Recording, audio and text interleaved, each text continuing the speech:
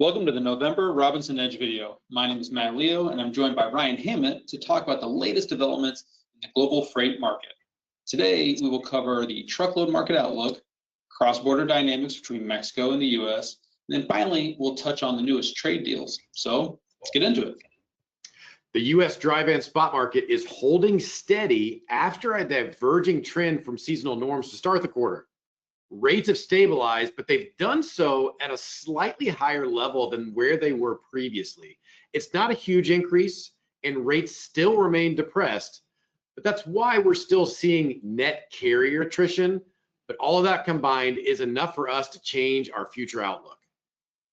Right, and as you mentioned, this change is more due to the recently higher cost. The forecast line, however, remains very similar in shape to what we previously expected, just slightly elevated.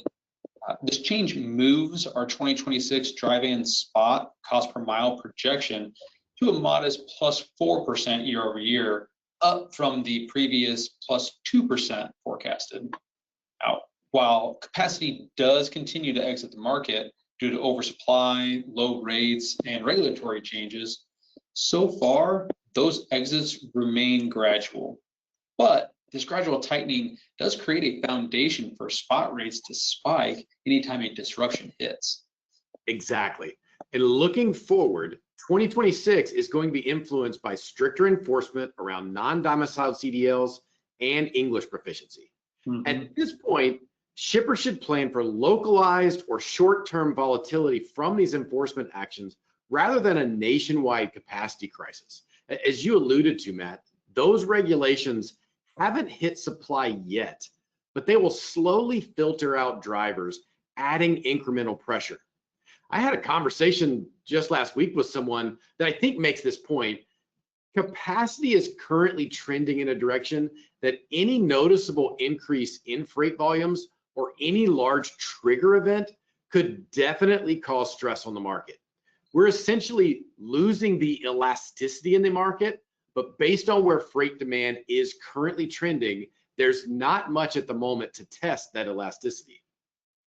Yeah, so the practical takeaway, keep your contracts refreshed, maintain some optionality in the route guide and the spot market offerings, and focus on service stability. The market's oversupplied for now, but it's structurally weakening underneath. Now, shifting to Mexico, trade continues to surge, especially for non-automotive manufacturing and high-tech equipment. September exports were up nearly 14% year over year, and the northbound demand on the Laredo and El Paso corridors is keeping rates firm, even with a soft U.S. market. Now, nearshoring continues to persist, moving from concept to execution, but it's phased. It's not all at once. The operational friction is where shippers can run into issues. Customs congestion, dray scheduling, and border capacity mismatch do remain as big risks. Even when carriers are available, a single misstep in documentation or in routing can cascade into late deliveries. Exactly, and the lesson for shippers is don't treat cross-border freight the same as U.S. trucking. Integrate customs and drayage and line haul planning. Longer lead times are inevitable, and pre-positioning documentations aren't optional. It's essential. So it's about execution, not just the routing. Agreed. Also, we're seeing that the seasonality is changing. The slow months aren't as slow anymore, and peaks don't match historic norms. Shippers that can provide volume certainty and flexibility will win the best capacity. Tools and partners that give real-time visibility across the border are now competitive advantages. Well, Matt, let's move our conversation a bit north where California's regulatory spotlight is growing. The state lost over $40 million in federal funding over English language proficiency enforcement. And in early November, California revoked 17,000 non-domiciled CDLs after federal scrutiny. The good news, well, they are starting to comply, but the questions remain of will the funding be reinstated and how consistently will rules be applied? Yeah, and as far as the funding goes, that withholding of the $40 million of federal funds from California was just specific to that English language proficiency ruling. And there was a separate threat to withhold $160 million of additional funding if California didn't take action on the non-domiciled CDLs, which, as you mentioned, they have begun to address that. One important thing to keep in mind is that DOT has notified the 17,000 CDL holders that their licenses will no longer meet federal requirements and will expire in 60 days from that notification.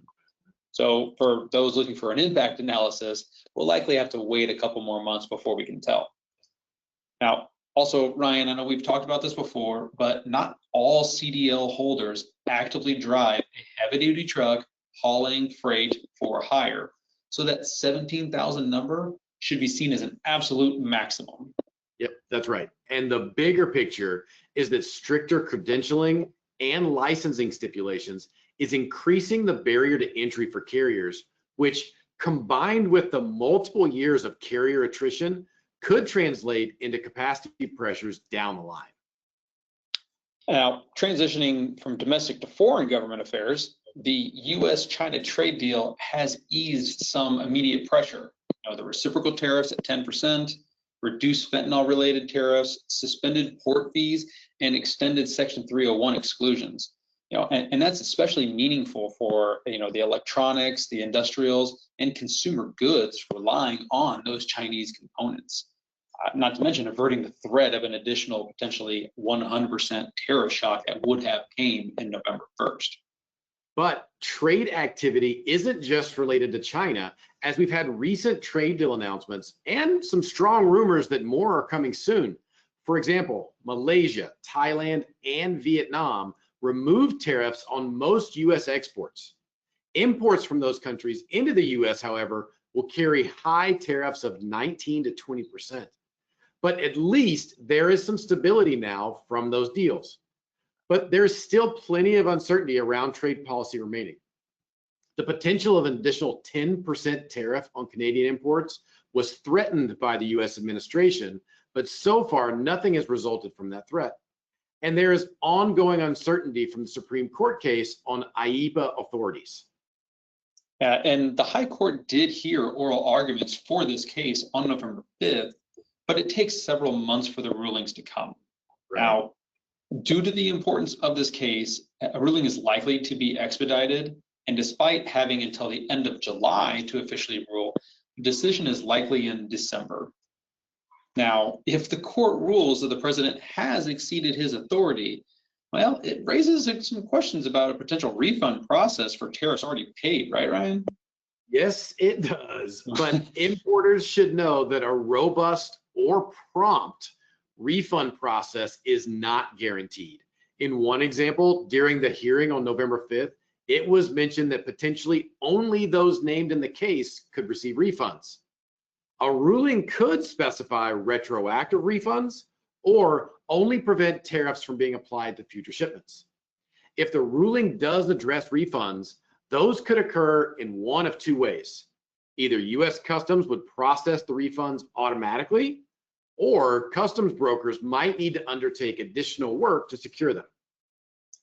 And if the tariff authority under IEEPA is struck down, we would expect the administration to continue negotiating trade deals with individual countries and seek broad-based tariffs under the Section 232s and 301 authorities, as those are well-established tools that have honestly survived previous court challenges and allowed tariffs to be imposed on goods from specific countries and on specific commodities, regardless of that origin.